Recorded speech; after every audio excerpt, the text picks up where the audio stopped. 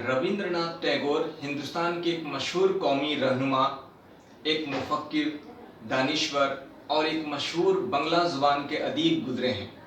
उन्होंने ही कौमी गीत जन गण मन लिखा था और उन्होंने कई तरह के कई ज़ुबानों में अपनी तसानीफ पेश की हैं और कई कहानियाँ और नावल भी लिखे, जिस पे कई तरह की फिल्में भी बनी और हम उसे पढ़ के या देख कर मुस्तफ़िद होते हैं, फ़ायदा उठाते हैं।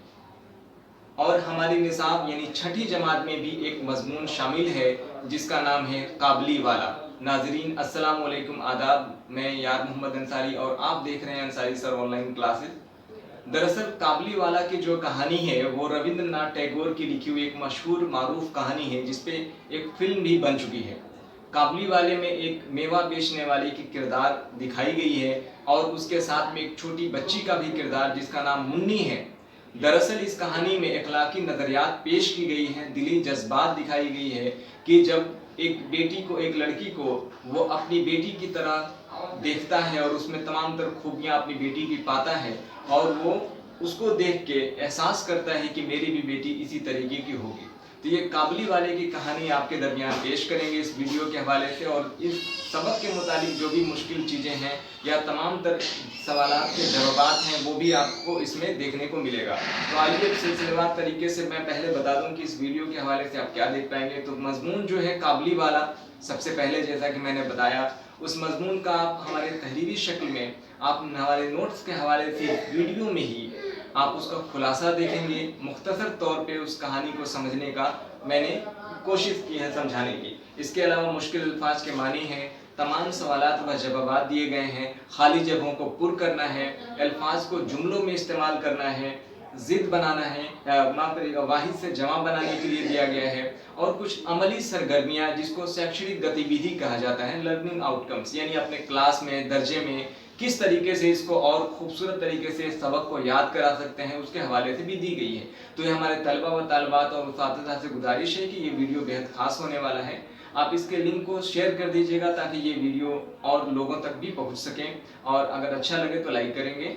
और इसके साथ ही कवायद का भी एक हिस्सा है, व्याकरण चूँकि हमें पढ़ना है तो उसमें है इस्म, ज़मीर, फेल, सिफत और हर्फ। इस्म के माने संज्ञा, ज़मीर सर्वनाम, फेल यानी कर्ता जिसको कहा जाता है, फेल यानी क्रिया, माफ करिएगा क्रिया, और सिफत के माने विशेषण, और हर्फ वर्ण। ये सब चीज़ें व्याकरण में कवायद के एतबार से बेहद ज़रूरी होता है जिसके ज़रिए से हमें किसी भी कहानी, मजमून, नज़्म या नगमे को समझने या उसको तर्जुमा करने में आसानी हो जाता है, उसके मानी व अनसर को समझने में कहीं दुश्वारी नहीं होती है। तो ये तमाम तर चीज़ें आप देखेंगे इस वीडियो के हवाले से। हमारा PDF भी आपको दस्तयाब हो सकता है, अगर आपको ज़रूरत है तो कमेंट के ज़रिए से आप मांग सकते हैं। बहरहाल अब तक आपने हमारे YouTube चैनल को सब्सक्राइब नहीं किया तो कर लीजिएगा, और आइए हम आपको सिलसिलेवार कंप्लीट वीडियो के लिए स्क्रीन पे लेके चलते हैं और वहाँ पे आपको सारा चीज़ें दस्तयाब है। अपनी ज़िंदगी को बेहतरीन तरीके से गुज़र बसर करने के लिए बेहतरीन अमल कारोबार यानी बिजनेस है। सबक 8 काबली वाले के हवाले से मजमून को आप देखेंगे। इसमें तहरीरी और तकरीरी शक्ल में पढ़ के इसको समझाऊंगा ताकि हमारे तलबा व तालिबात को इस सबक को पढ़ने में कहीं कोई दुश्वारी ना हो, और साथ ही इस सबक को पढ़ने के बाद इस सबक के मुतालिक कहानी के एतबार से और इस के खुलासा को समझने में आसानी हो जाए। तो आप ये तहरीरी शक्ल देख रहे हैं, इसका मैंने PDF इसका बना रखा है। रविंद्रनाथ टैगोर की लिखी हुई एक मशहूर कहानी है जो बंगला ज़ुबान के बेहतरीन अदीब माने जाते रहे हैं, और सबसे बड़ी खासियत है कि ये कौमी रहनुमा थे जिन्होंने जन गण मन भी लिखा था। मानी याद कीजिए, मुश्किल अल्फाज के माने हैं। इस सबक के एतबार से सोचिए और जवाब दीजिए। इन तमाम तर सवालात का जवाबात भी इसमें हम वीडियो में ला रहे हैं। खाली जगहों को दिए हुए अल्फाज से पुर करिए, भरना है, जुमलों में इस्तेमाल करना है, दिए हुए अल्फाज की जमा बनाने हैं। नीचे दिए गए कलमात में इस्म यानी संज्ञा, ज़मीर के माने सर्वनाम, फेल यानी क्रिया, सिफत के माने विशेषण, और हर्फ यानी वर्ण को चुनकर दिए गए बॉक्स में लिखना है। तो ये तमाम तर खूबियाँ, और साथ ही दिया गया कि कलमा की 5 किस्में हैं, इस्म, ज़मीर, फेल, सिफत और हर्फ। और गौर कीजिए, मैं इस कहानी के एतबार से मुख्तसर तौर पे इसका खाका तैयार किया गया। अमली सरगर्मियाँ में देखेंगे शैक्षणिक गतिविधि जो हमारे दर्जे में अक्सर व बेशतर कराए जाने के लिए हुकूमत बिहार तालीमी महकमा कहता है, उसमें रविंद्रनाथ टैगोर के बारे में मज़ीद मालूमात हासिल करके उनके बारे में 5 जुमले लिख रहे हैं। तो आइए बगैर किसी तमहीद के हम सिलसिलेवार वीडियो की शुरुआत कर रहे हैं और इसमें आप तमाम तर चीज़ें पाएंगे। तो अब तक आपसे गुजारिश है कि आपने हमारे YouTube चैनल को सब्सक्राइब नहीं किया है तो सब्सक्राइब कर लीजिएगा और बेल आइकन नोटिफिकेशन को ऑन कर ले ताकि आने वाली कोई भी वीडियो सबसे पहले आपके पास पहुंच पाए। तो आइए पेश है सबक 8 काबली वाला।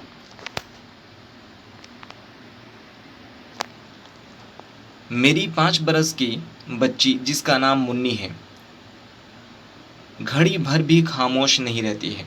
एक दिन सुबह सवेरे मैं अपने नॉवेल का 17वां बाब लिख रहा था। मुन्नी ने आकर कहा, बाबूजी, सुबोध यानी मेरा नौकर कौवे को काग कहता है, वह कुछ नहीं जानता। और उससे पहले कि मैं कुछ कहूँ उसने दूसरी बात शुरू कर दी।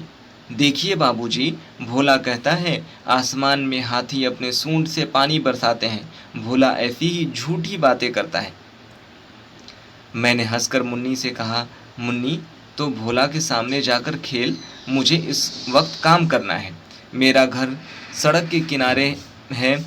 एक दिन मुन्नी मेरे कमरे में खेल रही थी। अचानक वह खेल छोड़कर बरामदे में दौड़ने लगी और ज़ोर ज़ोर से काबली वाले, ओ काबली वाले पुकारने लगी। काबली वाले के कंधे पर मेवे का थैला और हाथ में अंगूरों की पिटारी थी। मोटे मोटे कपड़े, ढीला ढाला कुर्ता पहने, साफा बांधे और लंबे डोल का एक काबली वाला सड़क पर आहिस्ता आहिस्ता चला जा रहा था।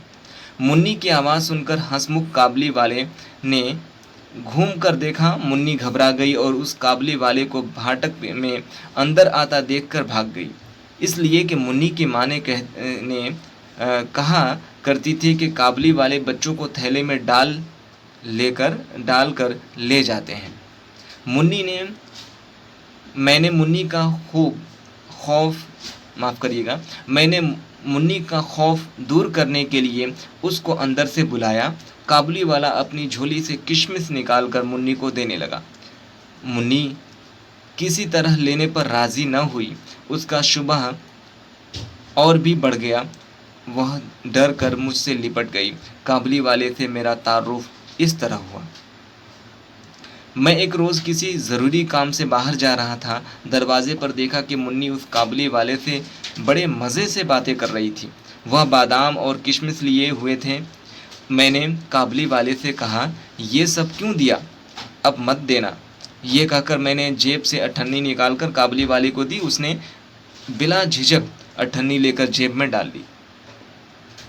जब मैं काम से लौटकर घर आया तो मैंने देखा कि उस अठन्नी की वजह से घर में बड़ा शोर मचा हुआ है। मुन्नी की माँ उससे डांट कर पूछ रही थी कि तूने उससे अठन्नी क्यों ली। मुन्नी की आंखों में आंसू भर आए। उसने कहा, मैंने नहीं मांगी, वह अपने आप दे गया। मैं मुन्नी को लेकर बाहर चला गया। मालूम हुआ कि ये काबली वाले का दूसरा फेरा नहीं था। वह रोज़ रोज़ घर आता था और पिस्ते बादाम देकर उसने मुन्नी के से दोस्ती कर ली थी। काबुली वाले का नाम रहमत था। रहमत और मुन्नी की उम्र में ज़मीन आसमान का फ़र्क था, फिर भी दोनों एक दूसरे के दोस्त हो गए। उन दोनों में कुछ बंधी टकी बातें होती थी। काबुली वाला कहता, मुन्नी ससुराल जाओगी। मुन्नी नहीं जानती थी कि ससुराल किसे कहते हैं, लेकिन भला वह चुप रहने वाली कहाँ थी। वह उल्टा काबुली वाले से पूछती, तुम ससुराल जाओगे। रहमत घूंसा तान कर कहता, मैं तो ससुरे को मारूंगा। ये सुनकर मुन्नी खूब हंसती। हर साल जब जाड़े का मौसम ख़त्म होने लगता तो रहमत अपने वतन की तैयारी करता और घर घर जाकर अपना रुपया वसूल करता, मगर एक बार मुन्नी से मिलने ज़रूर आता। एक दिन मैं अपने कमरे में बैठा पढ़ रहा था। अचानक गली में बड़ा शोर और गुल सुनाई दिया। मैंने खड़े होकर देखा, रहमत को 2 सिपाही बांधे लिए जा रहे थे। पीछे से लड़के और राहगीरों का मजमा चला आ रहा था। रहमत के कुर्ते पर खून के धब्बे थे और एक सिपाही के हाथ में खून से भरी हुई छुरी थी।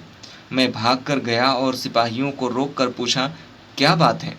मालूम हुआ कि पड़ोस में एक चपरासी को सैकड़ों गालियां दे रहा था। उसे चपरासी एक सैकड़ों गालियां दे रहा था। इस बीच काबली वाले पुकारती हुई मुन्नी भी वहां आ गई। रहमत का चेहरा दम भर के लिए खुशी से खिल उठा। मुन्नी ने आते ही उससे पूछा, तुम ससुराल जाओगे? रहमत ने हंसकर कहा, हाँ, वहीं जा रहा हूँ।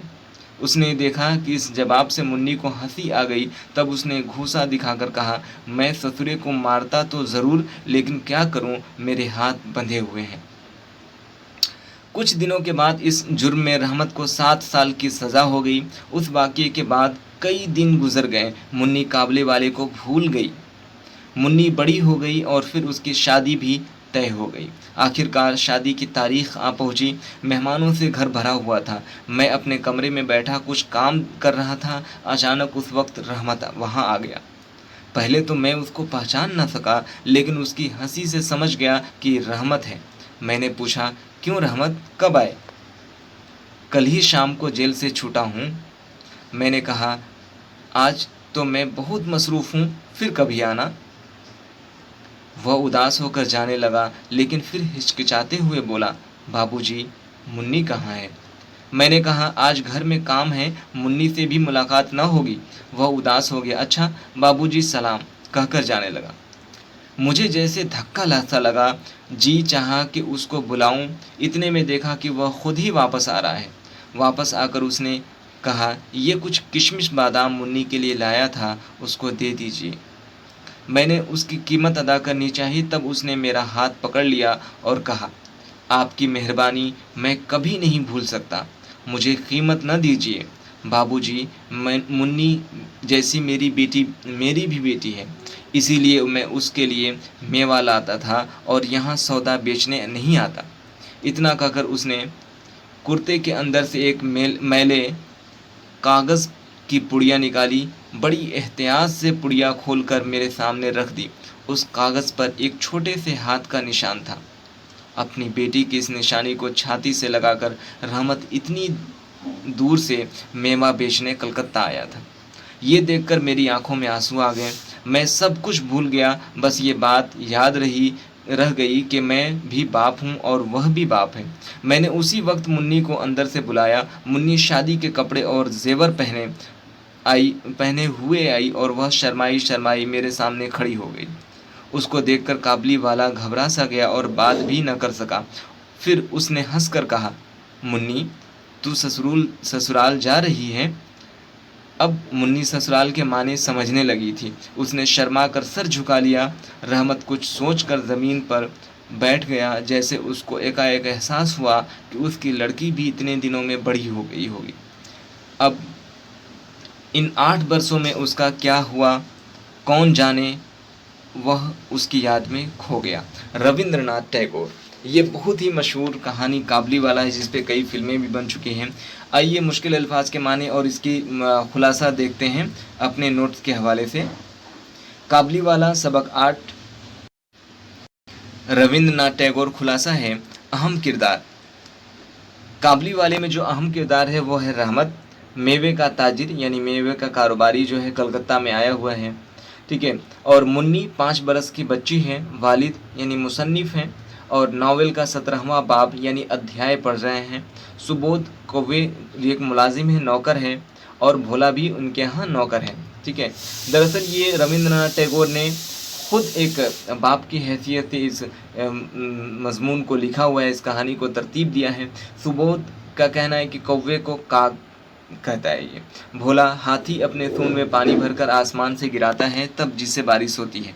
रविंद्रनाथ टैगोर की लिखी हुई मशहूर कहानी काबली वाला है, जिसमें काबली वाला यानी रहमत को मरकज़ी किरदार बनाया गया है, जो मोटे कुर्ते का ढीला ढाला कुर्ता, सर पे साफा बांधे, लंबे और डील डॉल का मजबूत बदन वाला रहमत हर साल जाड़े के मौसम में अपने गांव चला आता। दूसरे हिस्से में हम इसके मजमून के खुलासा के दरमियान देखते हैं कि काबली वाले को मेवे बेचने के दरमियान जब मुन्नी मिलती तो उससे पूछता, तुम ससुराल जाओगी? तो जवाब में मुन्नी भी पूछा करती, पड़ोस में एक चपरासी के कत्ल के इल्ज़ाम में रहमत को 7 साल की सज़ा हुई। जिस दिन जेल से काबली वाला रिहा हुआ उसी दिन मुन्नी की शादी थी।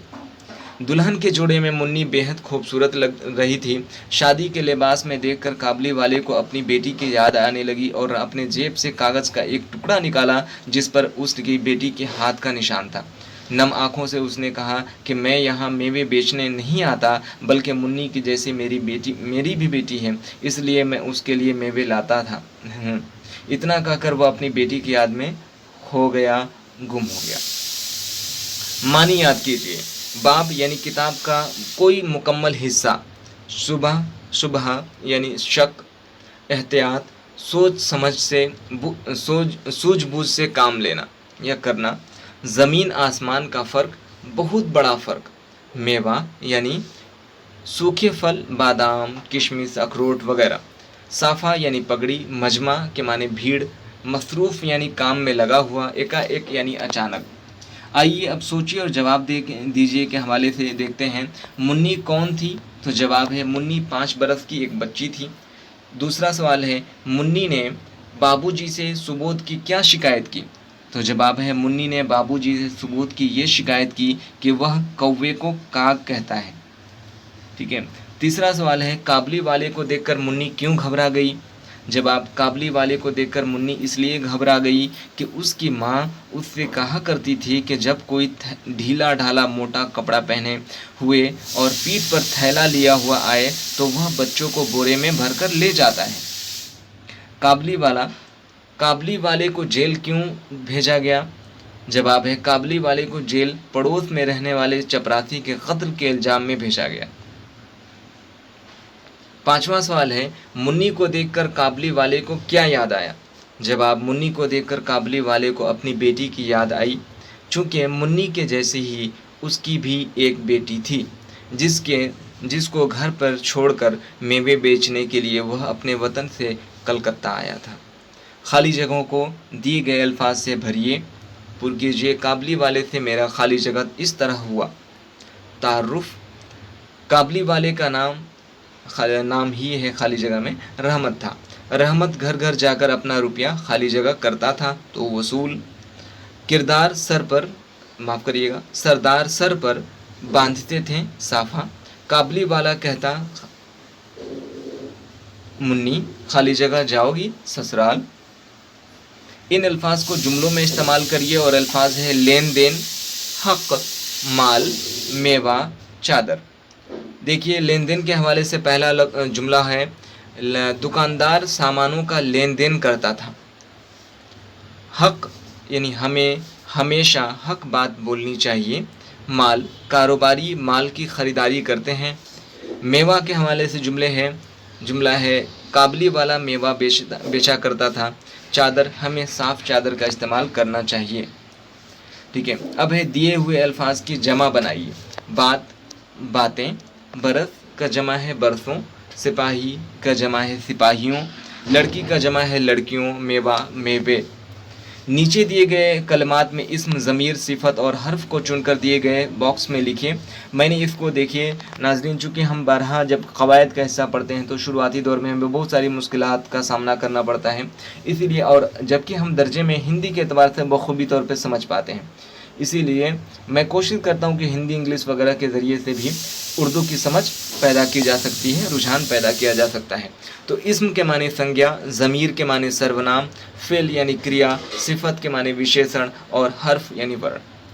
तो जो अल्फाज इस सबक में दिए गए हैं उसको मैंने तरतीब से दे रखा है। इस्म के बॉक्स में, खाने में जो अल्फाज रकम किए हुए हैं, ठीक है, वो है मस्जिद, कुर्सी, बाबू, मुन्नी, रहमत, कागज़, कलकत्ता, बादाम, थैला और पगड़ी। ये कुछ स्टार जो निशान बनाया हुआ है वो दरअसल वो लफ्ज़ उस जगह पे होना चाहिए था, इसलिए तो उससे कोई दिक्कत नहीं है। ज़मीर में मैं और वह। ज़मीर वो होता है जो इस्म के बदले में इस्तेमाल हो, ठीक है। फ़ेल यानी क्रिया जिसको कहा जाता है खाना, लिखना। सिफत यानी विशेषण जो खासियत या विशेषता बताएं। सूखा, नया, पुराना, अच्छा और छोटे। हर्फ में है खाने में को तक से। तो इस ज़िम्न में और हम देखते हैं आखिरी हिस्से में कि कलमा की 5 किस्में होती हैं: इस्म, ज़मीर, फ़ेल और सिफ़त और हर्फ। तो इस तरीके से इस वीडियो में सबक के हवाले से यानी काबली वाला के मुतालिक इन तमाम तर सवालात व जवाबात को आपने इस वीडियो में देखा। और इस वीडियो के मुतालिक आपकी क्या राय बनती है, आप कमेंट के ज़रिए से हमसे रब्ता कर सकते हैं। और ये वीडियो अच्छा लगे तो आप इसे शेयर करें, लाइक करिएगा। और आप अब तक हमारे YouTube चैनल को सब्सक्राइब नहीं किया है तो सब्सक्राइब कर लीजिएगा। साथ ही बेल आइकन नोटिफिकेशन को ऑन कर लें ताकि आने वाली कोई भी वीडियो सबसे पहले आपके पास पहुंच पाए। तो मिलते हैं फिर एक नए सबक के साथ अगले वीडियो में। तब तक के लिए खुदा हाफिज़, अलविदा, शबा खैर। तो इस सबक के मुतालिक आपने पहले हिस्से में सबक का तारुफ देखा और साथ ही PDF के ज़रिए से सबक के तमाम तर पहलुओं को मैंने आपके दरमियान रखा। ये वीडियो आपको कैसा लगा, अपनी राय, अपनी मशवरे कमेंट के ज़रिए से ज़रूर दीजिएगा। इस वीडियो को शेयर करें ताकि और अहबाब तक और दोस्तों तक ये इस वीडियो को पहुंचाया जा सके। साथ ही वीडियो को लाइक करिएगा और अब तक आपने हमारे YouTube चैनल को सब्सक्राइब नहीं किया है तो सब्सक्राइब कर लीजिए। तो मिलते हैं फिर अगले फिरोज़ा के एक नए सबक के साथ। तब तक के लिए इजाज़त दीजिए। खुदा हाफिज़, शबा खैर।